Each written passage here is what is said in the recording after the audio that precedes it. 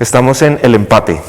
Es una exposición abierta el 20 de mayo y hasta el 30 de julio en Plural No Cultural. Es la primera exposición individual que se hace en Plural. Es un espacio en Bogotá, una fundación abierta hace más o menos 5 años. Y bueno, que queda localizada en el barrio San Felipe. Con la angustia que implica hacer proyectos relativamente grandes que después de ser desmontados terminan pesando mucho. Porque los objetos del arte cuando se guardan se vuelven muy problemáticos. Pero el año 2019 yo hice un mural en una exposición en la Galería Santa Fe. Y ese mural estuvo desde el principio destinado a ser borrado. Y ese ejercicio de producir una pieza relativamente compleja que duró más o menos 20 días en su producción, 5 semanas abierta al público y después en cuestión de 2 horas desaparecía, resultó como un acto bastante interesante y poderoso. Y yo me quedé con esa idea en la cabeza de la manera en la que la desmaterialización de las obras servía a un propósito. Y Plural me estaba invitando desde hace un tiempo y yo como por caprichoso creo y por tener un poco de temor no había querido aceptar porque no tenía muy claro cuál era el siguiente paso que debía dar. Y en medio del primer año de la pandemia, que todo estaba como tan extraño y las coordenadas de la producción del arte eran raras y uno no sabía muy bien a qué estaba jugando porque la cancha había cambiado tanto, me di cuenta que la invitación de Plural era una oportunidad para hacer un experimento nuevo. Y ese experimento estaba fundado en ese principio de que las obras se volvían relativamente potentes en la medida que estaban destinadas a desaparecer después de la exposición y que cuando las exposiciones suceden como un episodio único, existe en ellas una pulsión nueva y tal vez es diferente la actitud que uno tiene respecto de ir o no ir a visitarlas. Cuando no son objetos que después pueden recaer en otras exposiciones o existir en colecciones, sino que suceden en un momento único y que luego se fuga, de pronto las exposiciones pueden tener un valor nuevo. Entonces, basado en ese principio que estaba fundado en el hecho del mural de hace 2 años, empecé a hacer estos dibujos sin mayores propósitos, ni métodos, ni coordenadas, sino que me acerqué a una práctica casi que de la universidad, dibujar en papel Edad Media con carboncillos, algo que fuera muy barato, muy eficiente, que no costara mucho equivocarse, que los errores no fueran pues tan dramáticos ni caros temporalmente o económicamente. Y empecé a hacer dibujos y me tomé unos 6 o 7 meses haciendo dibujos y encontrando en ellos caminos nuevos y formas nuevas de pensar proyectos y pensar exposiciones, liberándome de cierta manera como de los protocolos anteriores y de formas muy calculadas y muy argumentadas de hacer ejercicios plásticos o de pensar museográficamente con mucho cálculo. Aquí no, aquí todo fue más como en el sentido de los espacios independientes, como es Plural, que es un espacio sin compromisos comerciales.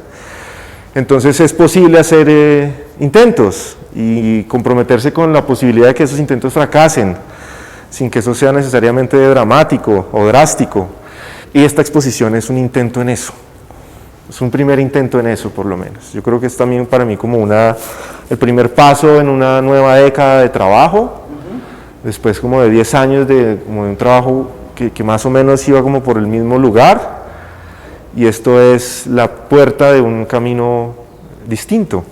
Estamos totalmente domesticados en la lógica de los proyectos, justificación, objetivos, argumentación, alcances, etcétera, etcétera. Y eso es interesante y ha sido interesante y ha construido, digamos, una estructura argumentativa que camina al lado de la producción artística y eso implica que la gente se sienta y piensa por qué hace lo que hace.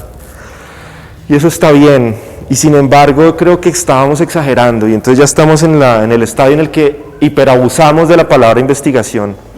¿Sí? Ya todo se volvió investigación sin saber muy bien qué es investigar. no sé si muy pegados o muy alejados de las humanidades y sus métodos o de los métodos científicos, pero estamos yo pienso en un campo abusivo respecto de ese método de trabajo. Para mí personalmente fue importante buscar una manera de sacudir ese hecho. Y fue difícil encontrarlo, pero por alguna razón estos dibujos me empezaron a mostrar una opción, ¿sí? Y me refiero a que estos dibujos no están comprometidos con nada, no hacen parte de un aparato argumentativo, no son el resultado de un objetivo escrito, ni de una disertación teórica, son encuentros con el dibujo, con las imágenes, con lo problemático que es o no hacer un dibujo, qué significa escoger un modelo, qué significa interpretar o no una fotografía, qué significa simplemente no usar una fotografía. Y eso fue interesante, usar o no usar un proyector, usar o no usar una regla. Quería que al final la exposición ni siquiera se tratara de los dibujos, sino de la actitud que ellos podían producir en la sala y frente al espectador, o el hecho de que estuvieran pegados con engrudo en la pared, también demostrara que el tiempo estaba invertido, era aquí, en estos muros, en lo que pasaba con estas imágenes, y no en lo que ellos podían ser después en un mercado o algo así, o guardados dentro de un tubo. Entonces estos textos son la versión que hemos concretado con Andrea y Juan Fernando en plural respecto de lo que podría ser el texto curatorial. Entonces lo que usted está viendo hoy es el segundo capítulo de ese hecho. La exposición estuvo abierta durante 3-4 semanas con unos primeros textos que fueron versiones o reacciones de un texto de André Breton sobre el asesinato como forma de arte, que Plural escogió pensando en ese hecho de que los dibujos estaban resueltos para ser sacrificados. Y ellos propusieron 4 textos y escogimos entre todos la ubicación de esos textos que funcionaban como una especie de, pues como de señalética, no son palabras que explican el proyecto, son como una coordenada más, una fuga más, no en imágenes sino en palabras. Y desde hoy estamos como en el segundo episodio de eso, porque le estamos dando campo a que esos textos también tengan una vida orgánica dentro de la exposición. Entonces están más o menos borrados, pero no están borrados, simplemente requieren una atención distinta y un tiempo nuevo de lectura. Están, digamos, un poco más integrados a la oscuridad del muro, ¿sí? Porque antes resaltaban más como subtítulos de una película, sin ser los subtítulos de una película, pero formalmente querían parecerse a eso. Y cambiamos, pasamos de los textos de Breton que ahora están un poco como cerrados y como opacados, a poner un texto nuevo que es una frase típica de autoayuda, en inglés. Okay. ¿Sí? ¿Por qué? Porque la exposición también se permite hacer el ridículo. Lo pescamos de revisar páginas de internet sobre autoayuda sobre la ansiedad, sobre la muerte, y encontramos uno que fuera relativamente genérico como, oye, empieza el día de hoy nuevamente, el futuro te espera, simplemente sé positivo, algo así, ¿no? Que es como básicamente como el ethos de todas las frases de autoayuda, como vive el presente, que es ridículo, pero de todas maneras la exposición sucede en ese hecho, en vivir el presente de cada dibujo, no planearlo. Y me pregunto si esa narrativa de la autoayuda nos acompaña sin que nos demos cuenta cuando estamos como en el arte, en este debate sobre si estamos o no precarizados, cómo salir de la precarización, cómo resistir eso. Es imposible no caer a veces en lugares comunes que suenan como autoayuda, y eso es por lo menos es curioso. El tiempo aquí es eso, es la inversión que implica toda prueba que eventualmente ofrece pues, descubrimientos, no sé, aprendizajes o simplemente botar el tiempo o por lo menos divertirse mientras uno dibuja. Es algo como que yo le robé a la exposición de Ana María Montenegro en Odeón, porque yo estaba como bloqueado. Y esa exposición siento yo que me enseñó que uno con poco puede hacer mucho, porque es algo que todos sabemos, pero no siempre es fácil verlo. Y yo lo vi ahí, lo redescubrí en esa exposición. Y cuando salí de esa exposición de Ana María Montenegro, sentí que era capaz de entender el problema de estos dibujos. Con poco, tratar de hacer mucho, o denunciar algo por lo menos robusto, ¿sí? Y entonces yo siento que hay un montón como de gestos y apuestas que finalmente constituyen ese acto o como esa actitud que tiene la exposición en la medida que es barata, que es simple en sus materiales, que revela un tiempo de ejecución que está sacrificado, pero pues no está sacrificado, simplemente está puesto al servicio del público. Entonces el problema del tiempo como un hecho económico está en el acto público, que es un espacio de exhibición que es gratuito y que está abierto de lunes a viernes. Es venga, hemos gastado nuestro tiempo para que esto exista para usted, ¿sí? Y por eso no es doloroso que los dibujos dejen de existir. Bueno, inicialmente cuando uno empieza a hacer un acto corporal, o sea, cocinar, trapear, planchar, el cuerpo, como, si no es un cuerpo muy como entrenado, empieza a doler, ¿no? Empieza a doler el hombro, el codo, la mano. Los dibujos en un principio sí me lastimaron un poco el hombro, pero pues como todo. Entonces los dibujos no fueron realmente muy problemáticos en ese sentido. Los grabados, sin embargo, fueron otra historia, porque la pieza múltiple es una serie de 3 aguafuertes. Yo no había hecho aguafuertes seriamente, había hecho un par de aguafuertes en la universidad de formato muy pequeño hace 15 años. Y me metí en esto, me asocié con las personas de Taller Circular en Bogotá. Ellos me enseñaron, me guiaron, me mostraron, prepararon las cosas, porque pues yo no reconozco esa técnica, y empecé a dibujar aguafuerte. Y gasté un tiempo considerable, digamos, del proceso de los 7-8 meses en los que esta exposición sucede. Tal vez un tercio de ese tiempo fue la fabricación de esas 3 imágenes. El grabado me enseñó una duración nueva de las cosas. Y supongo que si estos tiempos son también tiempos de aprendizaje o de observación aguda, una de esas observaciones es con el silencio, respecto del silencio, lo que el silencio significa. Las personas de nuestra generación, Guillermo, crecimos con esto, ¿no? Y entonces nos enseñaron con esto, y los que estudiábamos artes registrábamos nuestros trabajos con esto, y los mandábamos a revelar en la esquina, y esto era fácil y fluido y barato, y sucedía, y todo el mundo tenía un rollo de diapositivas en el bolsillo, y sabían marcar las diapositivas, y sabía guardarlas, y había diapositivas por todo lado. Los proyectores de diapositivas se usaban para hacer pintura, para hacer proyecciones, era como un antecedente muy precario del mapping. Las primeras instalaciones inmersivas que uno veía en la universidad eran hechas con proyectores de diapositivas, estaban mucho más disponibles que un videobeam. Y esto pues se quedó ahí guardado en las casas. Yo, como supongo que muchos de mis colegas, tengo cajas llenas. Pero cuando yo empecé a hacer los dibujos, pues la pregunta inicial era difícil, es como ¿qué dibujo? ¿Qué dibujar? Que empecé con lo que estaba cerca en el taller. Hay algunos dibujos de cosas colgadas. Esos son objetos que yo escogí en el entorno de mi casa, de mi taller, pero no todos eran muy viables o interesantes, porque no todo es dibujable, digamos, pensaría yo, no todo se quiere hacer dibujar de la misma manera. Y muy rápidamente aparecieron las diapositivas que estaban por ahí como arrumadas, entonces empecé a dibujar una, y luego una encima de la otra, y luego otra encima de la otra, lo que pasa es que el objeto realmente es muy interesante. Es un objeto muy pequeño, muy simple, muy cuadrado, es un rectángulo negro dentro de un cuadrado blanco, es una geometría muy eficiente, es medio transparente, produce sombra, tiene cierto borde, entonces se puede parar, se puede arrumar. Entonces empecé a hacer dibujos con las diapositivas y fue la primera vez en la que los dibujos empezaron a volver un asunto juguetón.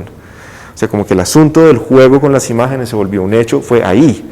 Antes de eso yo estaba haciendo dibujos de cosas que estaba observando, tratando de observar muy bien, pero no estaba necesariamente disponiéndolas como juguetes, digamos. Esto se empezó a volver como un montón de dibujos que van como entre la teología, la distopía, el genocidio, la iluminación, y yo siento que de cierta manera ellos enmarcan las posibilidades de toda la exposición. Esta es una microexposición dentro de la exposición. Y fue un reto pensar si estas imágenes debían diseminarse y estar acompañando todas las demás, o si debían como enmarcarse en un solo problema, y finalmente la conclusión es que ellas juntas podían funcionar mejor y no como dispersarse molecularmente. Los contacté con la fortuna de que una de las integrantes de Taller Circular tenía tiempo disponible. Yo les propuse el proyecto, quiero hacer una carpeta de 3 grabados en Aguafuerte. Y una de ellas, Natalia, pues me tomó bajo su tutela, me enseñó, me mostró, prepararon los materiales, me empezaron prestando instrumentos y yo empecé a dibujar. Y pues lo que le decía, rápidamente me di cuenta que yo creía que lo estaba haciendo fantástico. Las primeras pruebas me demostraron que lo estaba haciendo al revés, o sea, como que no estaba entendiendo el dibujo. Entonces me tomó el tiempo y la repetición de las placas, entender cómo podía hacerlo. Entonces traté de aprender a hacer eso. Y Taller Circular pues me fue llevando y me siguió enseñando y acompañando y eventualmente logré un resultado que yo considero que es aceptable para hacer la primera aproximación después de tantos años. Son básicamente 3 imágenes que son parodias muy simples de los monumentos soviéticos que han quedado algunos más abandonados que otros a lo largo de los países de la ex Unión Soviética, pero que tienen una apariencia pues, obviamente como heredera del realismo socialista y una épica muy interesante. No son hechos en función de la coyuntura de la caída de monumentos, son más bien producto de un interés que tengo yo por esos monumentos, a veces abandonados, a veces restaurados, pero como de esa apariencia y de esa monumentalidad victoriosa que tiene que ver con las promesas infinitas de la patria y la victoria y la madre patria y una cosa como jerarquizada y paternalista romántica, que produce unas formas escultóricas, a veces constructivistas, a veces figurativas, que a mí me parecen pues, interesantes, y me gustan cómo se ven, me gusta cómo han sido insertadas en el paisaje o dentro de la arquitectura socialista, de los multifamiliares, cómo tienen también esta idea del invernal, a veces, de los cielos grises. No es el monumento esplendoroso de mármol y árboles y cielo azul de Washington, sino que es una cosa lúgubre y triste y nostálgica, por lo menos como la veo yo desde mi pantalla, que yo nunca he visto un monumento de esos. Entonces los grabados son parodias sobre esa apariencia, son postulados de monumentos de gran escala, hechos como si las esculturas fueran como fundadas, inspiradas en objetos domésticos, ¿sí? Pues sí, supongo que es también como un robo ahí falaz y injusto con Glass Oldenburg, algo así, pero es decir, es una carpeta de grabados que no tiene más pretensiones que ser una carpeta de grabados y ahí está. Entonces cuando estaba imaginando qué insertar como para hacer, qué objetos cotidianos podrían volverse esculturas de estas, estaba pensando en esa característica geométrica semicuadrada, semitriangular, que es relativamente común en el brutalismo soviético, y no todos los objetos caben ahí, ¿sí? Pero las cajas de icopor o las cajas orgánicas, sobre todo las cajas de icopor, es decir, el icopor que cubre los televisores, los equipos de sonido, tiene unos que básicamente son como negativos de los objetos, ¿no? Que los protegen, siempre terminan, a mi parecer, constituyéndose como microesculturas brutalistas y constructivistas. Inicialmente yo pensaba en eso, como en usar solo esas piezas de icopor que están por la calle tiradas para usarlas como modelos de esculturas. Pero no funciona muy bien porque no son muy fáciles de leer. Podría parecer como si uno se hubiera efectivamente inventado una geometría, un volumen. Entonces recurrí fue más bien a estas que son muy simples y que cuando se escalan y se ponen unas encima de otras, pues terminan volviéndose como un ejercicio escultórico, porque la forma inicial de esta cosa tapada para meter hamburguesas, pues ya es en sí una geometría relativamente sofisticada. Estas nuevas formas del grabado no tóxico hacen posible que usted pueda preparar las sales en su casa y morder las placas en su casa con cosas que luego puede casi que botar por el sifón y no van a matar el río Bogotá. Ni a los vecinos, ni a usted, ni a su abuela que vive con usted. Y puede entonces también construir formaletas, entintar e imprimir en yeso. a mí la idea me parece fascinante que el grabado se vuelva un objeto de piedra. Hice una serie de pruebas, no es muy exitosa, supongo que las personas que saben hacerlo se estarán riendo, pero de todas maneras es interesante que al ser de todas maneras sólida y ser de yeso, es extremadamente frágil. Las pruebas que yo realicé, ninguna fue exitosa cuando el yeso tenía dentro un alma metálica, pero cuando el yeso no tiene nada que lo estructure por dentro, resultó como fluir mejor. Yo todavía no entiendo muy bien el proceso porque esto fue como la última apéndice de la exposición, cuando ya las placas habían sido impresas en taller circular y yo las tenía disponibles durante los 10 días del montaje. Empecé a hacer estas pruebas para ver si resultaba una buena impresión. Y de las 10 o 15 que logré hacer con 25 kilos de yeso, esta tal vez fue la más exitosa, que no es del todo exitosa, pero es interesante pensar que el grabado, pues para mí es como una, o sea, eso me anima, saber que puedo imprimirlo en yeso. Y este es también como el anuncio, creo yo, de una posibilidad nueva de producir imágenes que transitan entre lo bidimensional y lo objetual. ¿Sí? Y creo que eso es lo que me parece muy interesante, la posibilidad de que las imágenes se vuelvan objeto por el hecho del material que las soporta. O sea que esta pieza vendría a ser como un epílogo dentro del relato que marca esta exposición. Totalmente, sí, okay. Es el epílogo, posiblemente es el epílogo, sí. Y aquí pues, la exposición está también acompañada de una serie de bocetos que relatan más o menos el proceso de los grabados, porque pues fueron imágenes relativamente estudiadas, basadas en fotos, en dibujos, pero había que pensar muy bien cómo ponerlas, qué funcionaba mejor para la parodia, qué funcionaba mejor para ser dibujado en trama o no, y los dibujos me resultaron a mí al final, bueno, digamos, los considero con cierto cariño como piezas exitosas o que valdría la pena mostrar, ¿sí? No como por una cosa vanidosa, sino porque cuentan un poco más la historia detrás de los grabados y alcanzan a relatar el hecho de que los grabados implican un tiempo muy largo antes de poder suceder como imágenes, y esa es su naturaleza, ser complejos, ser largos, estar sometidos al fracaso, en todo, vivir en el límite de ese hecho. Los dibujos acompañan un poco la idea de que no son una instantánea, no pueden ser una instantánea, su materialidad lo impide, ¿sí? Y los dibujos son el signo de ese hecho. Todos los grabados en todos los grabados aparece un objeto que yo estaba buscando en mi casa y lo estaba tratando de leer como escultóricamente, y la hornilla es un objeto muy escultórico. Yo pienso que tiene que ver con esa geometría brutalista, ¿sí? Ese hecho de que es redondo, pero tiene un montón como de aristas para que en el centro haya fuego. Entonces ya en sí mismo era una escultura. Claro, es un objeto que pues, todo el mundo usa, es difícil observarlo porque su función sobrepasa su forma en todo momento. Pero el objetivo era ese, poder leerlos. Cuando estoy en mi casa y miro un tenedor, puedo leer el tenedor como en su carácter escultórico, o si lo doblo es más o menos escultórico, o un zapato, o el candado, qué sé yo. Yo estaba buscando objetos, yo quería hacer un paisaje en el que hubiera una llama perenne, ¿sí? La idea de una llama perenne, que es como tan infinita, tan la épica de la monumentalidad. Aquí en el Palacio de Justicia hay una llama perenne que nadie nunca ve, pero ahí está.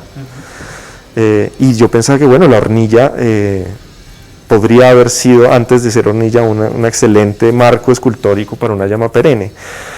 El ejercicio es ese, es muy simple, es un juego sin mayores pretensiones más que como constituir imágenes, componer imágenes entre paisajes, las narrativas épicas de las esculturas públicas de los grandes parques y objetos cotidianos que desactivaran un poquito esa épica, o que por lo menos la volvieran un poco más como porosa, soft, sí, como la alivianaran un poco. Okay. Por un lado está la hornilla, por el otro está un helado, un McFlurry que tiene la forma de una llama, es decir, hubiera que esculpir una llama de una antorcha, como en la Estatua de la Libertad, pues tendrá forma de helado.